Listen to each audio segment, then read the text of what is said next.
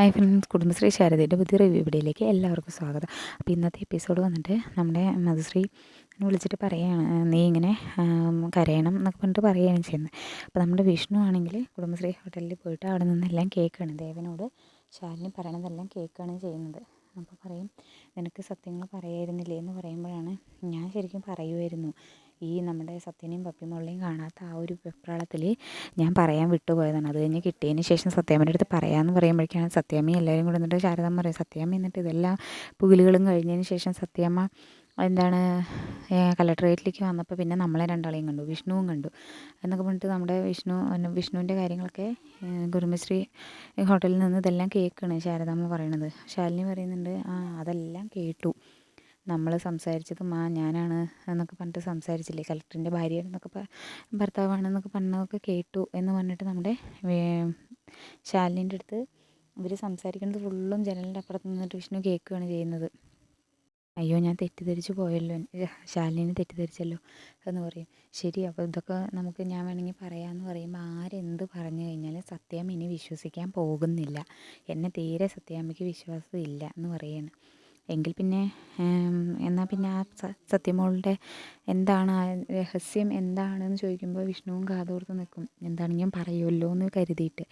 പക്ഷേ പറയില്ല, അവൾ പറയും അത് ഇനി പറഞ്ഞിട്ട് കാര്യമില്ല എന്ന് വിചാരിച്ച് നിൽക്കും. അപ്പോൾ നമ്മുടെ വിഷ്ണു കരുതും, അപ്പോൾ എന്തോ ഒരു കാര്യമുണ്ട്, അവളെന്തോ മറച്ച് വെക്കുന്നുണ്ട്, ആർക്കോ വേണ്ടി എന്തോ മറച്ച് വെക്കുന്നുണ്ട്, ആരും അറിയാത്തൊരു രഹസ്യമുണ്ട്, അതെന്താണ് ഇങ്ങനെ കണ്ടുപിടിക്കണം എന്ന് പറഞ്ഞിട്ട് നമ്മുടെ വിഷ്ണു അവിടെ നിൽക്കുകയാണ് ചെയ്യുന്നത്. അപ്പോഴാണ് പറയുക, ശരി എന്നാൽ പിന്നെ ഞാൻ പൊക്കോട്ടെ, എനിക്ക് ഫ്ലൈറ്റ് ഉണ്ട്, ഫ്ലൈറ്റ് ഇപ്പോഴാണ് എന്നൊക്കെ പറഞ്ഞിട്ട് പറയും. ശരി മോനെ, ഞാനെന്നാൽ വിളിക്കാം എന്നൊക്കെ പറഞ്ഞിട്ട് പറയും. ശരി എന്ന് പറഞ്ഞിട്ട് ഇറങ്ങുകയാണ് ചെയ്യുന്നത്. അപ്പോൾ നമ്മുടെ വിഷ്ണു ഇതെല്ലാം കേട്ടുകൊണ്ട് നിന്നിട്ട് വിഷ്ണു അവിടെ നിന്ന് പോവുകയാണ് ചെയ്യുന്നത്. കണ്ടുപിടിക്കണം, എന്തോ ശാലിനി ഒളിപ്പിച്ച് വയ്ക്കുന്ന രഹസ്യം എന്താണെന്ന് കണ്ടുപിടിക്കണം പറഞ്ഞിട്ട് വിഷ്ണുവും പോവും. അത് കഴിഞ്ഞ് ശരിയെന്ന് പറഞ്ഞ് ദേവൻ അവിടെ നിന്ന് ഇറങ്ങുകയാണ് ചെയ്യുന്നത്. അതിന് ശേഷം നമ്മളുടെ ശാരദാമ്മയും ശാലിനിയും സംസാരിക്കുകയാണ്. മോളെ, നിനക്ക് ആ സത്യം പറഞ്ഞൂടെ, ഇരട്ട കുട്ടികളുടെ ഒരു ഇതാണെന്ന്. അപ്പോൾ പറയും, ഇല്ല, സത്യം പപ്പി നിൻ്റെ മോളാന്ന് പറഞ്ഞൂടെ പറയുമ്പോൾ പറയുകയാണ്, ഒരിക്കലും പറ്റില്ല അമ്മേ, അത് ഞാൻ ചതിക്കുന്നതിന് തുല്യമാവും.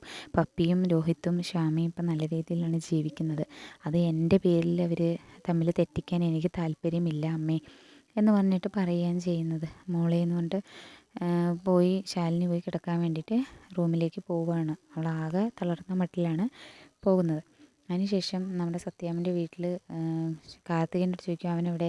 പുറത്തേക്ക് പോയി അമ്മേ, കാർത്തികൻ്റെ അടുത്ത് പറഞ്ഞിട്ടുണ്ടല്ലോ അഭിനയിക്കാൻ വേണ്ടിയിട്ട് മധുശ്രീ ആ ഒരു രീതിയിൽ ഒരു സങ്കടം പോലെ അഭിനയിക്കുകയാണ് ചെയ്യുന്നത്. അപ്പോഴാണ് പറയുക, ശരി, നീ എന്താണെങ്കിലും അതിങ്ങനെ വിട്ടാൽ ശരിയാവില്ലല്ലോ, ഇതിലൊരു തീരുമാനം, നീ ഇങ്ങനെ നിന്നിട്ട് കാര്യമില്ല എന്നൊക്കെ പറഞ്ഞിട്ട് സത്യാമ്മ കാർത്തികനോട് പറയണം. കാർത്തികൻ്റെ അടവാണെന്നുള്ളത് അറിയുന്നില്ലല്ലോ, മധുശ്രീ പറഞ്ഞിട്ട് വേറെ വഴിയില്ലാണ്ട് മധുശ്രീ പറഞ്ഞിട്ടുണ്ട്, ഹർഷൻ വന്നു കഴിഞ്ഞാൽ നിനക്ക് US പോവാം, അപ്പോൾ ഇതിലൊരു തീരുമാനം ഉണ്ടാക്കിയിട്ട് പോയാൽ മതി എന്നും പറഞ്ഞിട്ടുണ്ടല്ലോ. എങ്ങനെയെങ്കിലും ശാലിനിയും വിഷ്ണുവിനും തമ്മിൽ തെറ്റിക്കണം എന്ന് പറഞ്ഞിട്ട് പറയുകയാണ് ചെയ്യുന്നത്.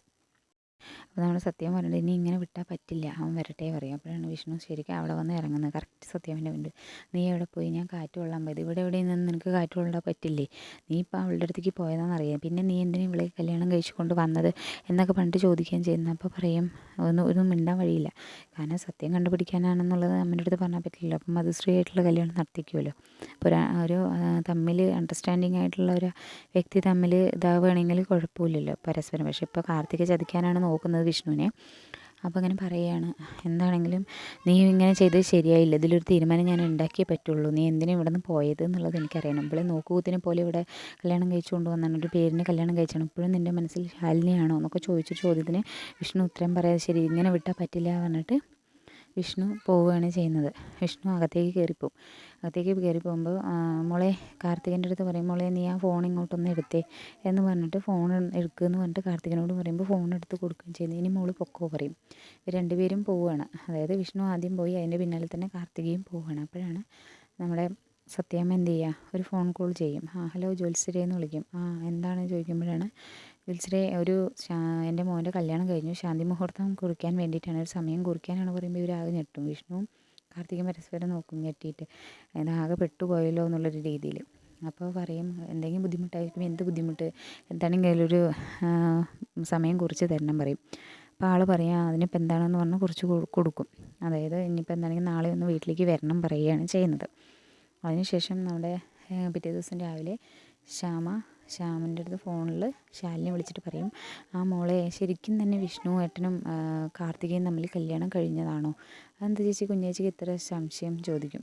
അപ്പോൾ പറയും, എനിക്ക് ഡൗട്ടുണ്ട്. ഞാൻ കഴിഞ്ഞ ദിവസം കാർത്തികനെ അമ്പലത്തിൽ വെച്ചിട്ട് കണ്ടിട്ടുണ്ടായിരുന്നു. അപ്പോൾ അവൾ എന്തോ എന്നോട് പറയാൻ വന്നു. അപ്പോഴാണ് ഈ ജയശങ്കറിനെ കണ്ടിട്ട് അവൾ ആകെ പേടിച്ച മട്ടിൽ ഓടിയത് എന്ന് പറഞ്ഞിട്ട് പറയും. അവൾക്ക് ശരിക്കും പറഞ്ഞാൽ എന്നോട് എന്തോ പറയാനുണ്ട്, പക്ഷേ അവനെ കണ്ടതുകൊണ്ട് മാത്രമാണ് പോയത്. മോളൊന്ന് ശ്രദ്ധിക്കണം പറഞ്ഞിട്ട് പറയും. അപ്പോൾ എന്താണെങ്കിൽ ശ്യാമ പറയുന്നുണ്ട്, ഞാൻ എന്താണെങ്കിൽ ശ്രദ്ധിക്കാം ചേച്ചി, കാരണം ചേച്ചിക്ക് വേണ്ടിയിട്ടാണ് എല്ലാം ഞാൻ നിൽക്കുന്നത് എന്നുള്ള രീതിയിൽ ശ്യാമ സംസാരിച്ചിട്ട് ഇനി ശ്രദ്ധിക്കാമെന്ന് പറഞ്ഞിട്ട് ഫോൺ കട്ട് ചെയ്യാനും ചെയ്യണം, നന്നായി ശ്രദ്ധിക്കണം, അവരുടെ എല്ലാ മൂവ്മെൻറ്റും ശ്രദ്ധിക്കണം പറഞ്ഞിട്ട് ശാലിനി ശ്യാമയോട് പറയുകയാണ് ചെയ്യുന്നത്. അപ്പോഴാണ് പറയുക, ശരി ചേച്ചി ഞാനെല്ലാം ശ്രദ്ധിക്കാം എന്ന് പറഞ്ഞിട്ട് ഫോൺ കട്ട് ചെയ്യുകയാണ് ചെയ്യുന്നത്. അപ്പോൾ ഇനിയിപ്പോൾ ഇവിടെ എന്താണെങ്കിലും വിഷ്ണുവും ശാലിനിൻ്റെ കാര്യങ്ങൾ നോക്കാൻ വേണ്ടിയിട്ട് നിൽക്കുന്നുണ്ട്. ഇനിയിപ്പോൾ ഈ വീട്ടിലെ കാര്യങ്ങൾ, കാർത്തികിൻ്റെ കാര്യങ്ങൾ ഇനി മധുശ്രീ വിളിക്കുന്നതും എല്ലാം അറിയാം. ഇനിയിപ്പം കാരണം കൂടുതൽ മധുശ്രീ സെറ്റ് ചെയ്ത ആളാണെന്നാണ് കാർത്തികിനെ കരുതുള്ളൂ. കാരണം മധുശ്രീൻ്റെ കയ്യിലൊരു കച്ചിത്തുരുമ്പുണ്ട് എന്നുള്ളത് ആരും തന്നെ കരുതുന്നില്ല.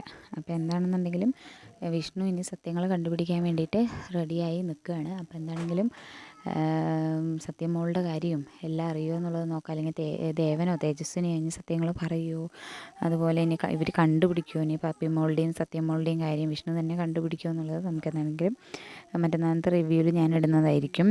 അപ്പോൾ എന്താണെങ്കിലും നാളത്തെ വീഡിയോ ഞാൻ റിവ്യൂവിൽ ഇടുന്നതായിരിക്കും. എൻ്റെ വീഡിയോസ് എല്ലാം വാച്ച് ചെയ്തിട്ട് ഇഷ്ടപ്പെടുകയാണെന്നുണ്ടെങ്കിൽ ഒന്ന് ലൈക്ക് ചെയ്ത് സപ്പോർട്ട് ചെയ്യുക, ഷെയർ ചെയ്യാനും മറക്കരുത്. അപ്പോൾ നിങ്ങളെല്ലാവരും ഒന്ന് വാച്ച് ചെയ്യണം. എല്ലാ വീഡിയോസും ഞാൻ അപ്പോൾ അപ്ഡേറ്റ് ആയിരിക്കും. അപ്കമിങ് എപ്പിസോഡ്സ് എല്ലാം ഞാൻ ഈ വീഡിയോസിൽ ഇടുന്നതായിരിക്കും. അപ്പോൾ വീഡിയോസ് എല്ലാവരും ഒന്ന് കണ്ടിട്ട് ഒന്ന് സപ്പോർട്ട് ചെയ്യണം. Okay thank you guys.